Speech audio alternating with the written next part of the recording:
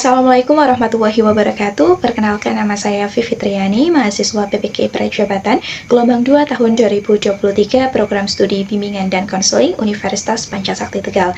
Pada kesempatan kali ini, saya akan memaparkan best practice yang telah saya laksanakan dengan judul Layanan Bimbingan Klasikal Metode Think, Pair, and Share atau TPS Media Discussion Paper untuk meningkatkan pemahaman penggunaan media sosial secara bijak. Memasuki poin pertama, yaitu latar belakang. Kemajuan teknologi informasi dan komunikasi atau TIK membuat internet menjadi salah satu pilihan alat komunikasi yang permintaannya tinggi oleh sebuah kelompok umur, baik mulai dari dewasa, remaja, maupun anak-anak. Jadi, seiring dengan perkembangan zaman, internet dapat diakses melalui smartphone dan memiliki banyak fitur, salah satunya yaitu media sosial.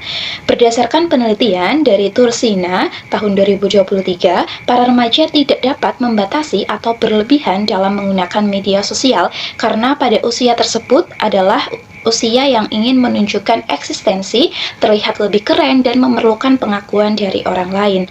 Jadi, penggunaan media sosial yang berlebihan membuat para remaja tidak menjadi bijak menggunakan media sosial. Remaja yang kurang bijak menggunakan media sosial membuat dirinya tidak bisa fokus atau mengontrol penggunaan media sosial, termasuk pada saat pembelajaran di kelas berlangsung. Para remaja cenderung menjadi kurang fokus dalam menyimak materi di kelas sehingga proses pembelajaran tidak dapat berjalan secara maksimal. Kemudian selanjutnya yaitu situasi yang dihadapi atau permasalahan yang menjadi dasar dalam penelitian ini, yaitu yang pertama, pada saat jam pelajaran berlangsung, beberapa peserta didik sibuk menggunakan gadget mereka untuk mengakses media sosial dan tidak fokus dengan penjelasan dari Bapak Ibu guru. Kemudian yang kedua yaitu pada saat jam istirahat atau jam pelajaran kosong, mereka lebih senang untuk bermain media sosial dibandingkan untuk bersosialisasi ataupun berkomunikasi secara langsung dengan peserta didik lainnya. Dan kemudian yang ketiga yaitu berdasarkan hasil instrumen kebutuhan dan permasalahan peserta didik yang telah dilakukan di kelas 10 DPIP 2 menunjukkan bahwa dari sejumlah keseluruhan yaitu 33 peserta didik merasa membutuhkan materi bijak menggunakan media sosial dengan persentase 100%. Kemudian dari permasalahan tersebut, alternatif solusi yang perlu dilakukan yaitu menerapkan layanan bimbingan klasikal dengan metode Think, Pair, and Share atau TPS. Jadi metode TPS merupakan metode dengan desain agar peserta didik diberikan sebuah topik atau masalah yang kemudian akan dipikirkan oleh setiap peserta didik yang selanjutnya ide mereka akan dibagikan kepada kelompok lain sehingga dapat merumuskan gagasan tertentu. Jadi dalam TPS ini terdiri dari 3 tahapan yaitu tahap Think atau berpikir, Pair atau berpasangan atau berkelompok, dan Share atau berbagi. Kemudian untuk meningkatkan pemahaman dan kerjasama, peserta didik dalam kelompok meneliti menggunakan media discussion paper, di mana peserta didik diminta untuk menganalisis dampak positif dan juga dampak negatif dari penggunaan media sosial. Kemudian metode dalam layanan ini, yang pertama yaitu layanan ini dilaksanakan Kamis 16 Mei 2024, tempat di salah satu SMK di Kota Tegal. Target atas subjek dalam best practice ini yaitu kelas 10 DPIP 2 yang berjumlah 33 dengan 18 perempuan dan juga 15 laki-laki. Prosedur dalam penelitian ini yaitu pertama plan atau perencanaan pralayanan, yang kedua do atau pelaksanaan atau pada saat layanan, dan C atau setelah layanan. Jadi dalam penelitian ini saya menggunakan analisis data deskriptif kualitatif dengan instrumen berupa lembar need assessment, asesmen awal, dan lembar evaluasi hasil.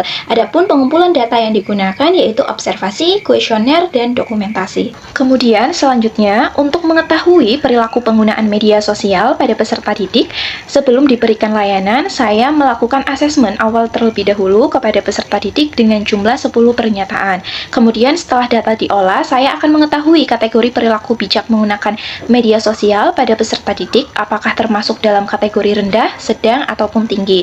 Adapun kategori rendah dengan rentang 10-16, sedang 17-23, dan tinggi 24-30 poin. Selanjutnya yaitu hasil dan juga pembahasan yang terdiri dari plan atau perencanaan. Adapun yang saya lakukan yaitu mengenali peserta didik melalui observasi, kemudian membagikan instrumen need assessment, yang ketiga merancang asesmen awal, keempat melaksanakan asesmen awal, dan yang terakhir menyusun rencana pelaksanaan layanan atau RPLPK tentang bijak menggunakan media sosial. Kemudian tahap selanjutnya yaitu do atau pelaksanaan. Hal yang saya lakukan yaitu melaksanakan layanan bimbingan klasikal dengan topik bijak menggunakan media media sosial diawali dengan yang pertama yaitu tahap pembukaan, di mana saya sebagai guru BK menyapa dan membuka kegiatan dengan semangat. Kemudian peserta didik memimpin doa sebelum memulai kegiatan, membangun hubungan dengan baik dengan menanyakan kabar, mengapresiasi kehadiran para peserta didik. Selain itu, guru BK menjelaskan topik dan tujuan layanan serta melaksanakan ice breaking berupa tepuk pagi, siang, dan malam, serta menanyakan kesiapan peserta didik dalam melaksanakan layanan. Kemudian yang tahap kedua, yaitu tahap inti, di mana saya menyampaikan materi melalui PowerPoint dan juga video mengenai bijak menggunakan media sosial. Kemudian selanjutnya yaitu mengimplementasikan teknik TPS. Teknik TPS ini terdiri dari tahap yang pertama yaitu think atau berpikir, di mana saya mengarahkan peserta didik untuk berpikir tentang permasalahan yang pernah dialami dalam menggunakan media sosial. Kemudian, yang kedua yaitu tahap pair atau berkelompok. Jadi pada tahap ini saya meminta peserta didik untuk membentuk kelompok dan berdiskusi dengan menggunakan media discussion paper. Dan yang ketiga yaitu tahap share atau berbagi, di mana masing-masing kelompok mempresentasikan hasil diskusinya dan kelompok lainnya dapat memberikan umpan balik kepada kelompok yang presentasi. Setelah itu, saya sebagai guru BK meminta peserta didik untuk mengerjakan LKPD yang telah dibagikan. LKPD ini bertujuan untuk mereview kembali pemahaman peserta didik tentang materi bijak menggunakan media sosial yang telah dijelaskan sebelumnya. Kemudian selanjutnya yaitu tahap penutup, di mana saya sebagai guru BK mengambil kesimpulan dari layanan yang telah diberikan. Begitu pula pada peserta didik. Kemudian peserta didik merefleksikan secara langsung manfaat kegiatan layanan bimbingan klasikal dengan topik bijak menggunakan media sosial. Kemudian saya sebagai guru BK memberikan penguatan dan memberikan lembar instrumen evaluasi hasil untuk mengetahui ketercapaian tujuan layanan bimbingan klasikal. Kegiatan penutup diakhiri dengan guru BK menyampaikan pesan dan harapan serta menutup kegiatan dengan salam. Kemudian selanjutnya yaitu tahap C atau pengamatan dan evaluasi pasca layanan. Jadi setelah dilaksanakan layanan bimbingan klasikal metode Think, Pair, and Share atau TPS dengan media discussion paper, didapati bahwa perilaku bijak menggunakan media sosial pada peserta didik meningkat. Hal ini dapat dilihat pada gambar diagram di samping, bahwa sebelum diberikan layanan bimbingan klasikal metode TPS bermedia discussion paper, pemahaman bijak menggunakan media sosial pada peserta didik masuk dalam kategori rendah, yaitu sebanyak 29 peserta didik, kategori sedang 6 peserta didik, dan kategori tinggi 0 peserta didik. Kemudian, setelah diberikan layanan bimbingan klasikal dengan metode TPS bermedia discussion paper, pemahaman peserta didik dalam menggunakan media sosial semakin meningkat, yaitu dengan jumlah kategori tinggi sebanyak 29 peserta didik, kategori sedang 4 peserta didik, dan kategori rendah 0 peserta didik.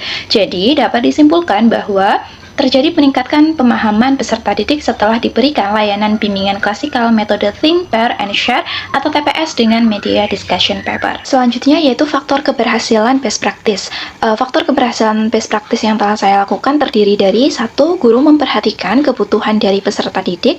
Yang kedua, perencanaan yang matang dari RPL, media, LKPD, dan perangkat lainnya. Yang ketiga, arahan dari dosen pembimbing, guru pamong, dan rekan peneliti menjadi dasar perbaikan. Dan yang terakhir, fasilitas yang memudahkan guru dalam merancang dan melaksanakan layanan bimbingan dan konseling. Yang terakhir yaitu kesimpulan. Berdasarkan best practice yang telah dilaksanakan, dapat ditarik sebuah kesimpulan bahwa dalam meningkatkan pemahaman peserta didik terkait bijak dalam menggunakan media sosial dapat dilakukan melalui metode yang inovatif dan sesuai dengan karakteristik peserta didik. Jadi dalam layanan bimbingan konseling dapat diterapkan layanan bimbingan klasikal metode Think, Pair, and Share atau TPS dengan media discussion paper. Sebelum diberikan layanan bimbingan klasikal, pemahaman perilaku bijak menggunakan media sosial tergolong rendah. Namun setelah dilaksanakan layanan bimbingan klasikal, hasil menunjukkan bahwa pemahaman tentang bijak menggunakan media sosial pada peserta didik masuk dalam kategori tinggi. Adapun saran untuk penelitian selanjutnya adalah memperbanyak referensi penggunaan media dalam layanan bimbingan konseling dengan lebih banyak mengeksplorasi platform edukasi lainnya untuk meningkatkan pemahaman bijak dalam menggunakan media sosial. Baik, sekian presentasi dari saya. Kurang lebihnya mohon maaf. Wassalamualaikum warahmatullahi wabarakatuh.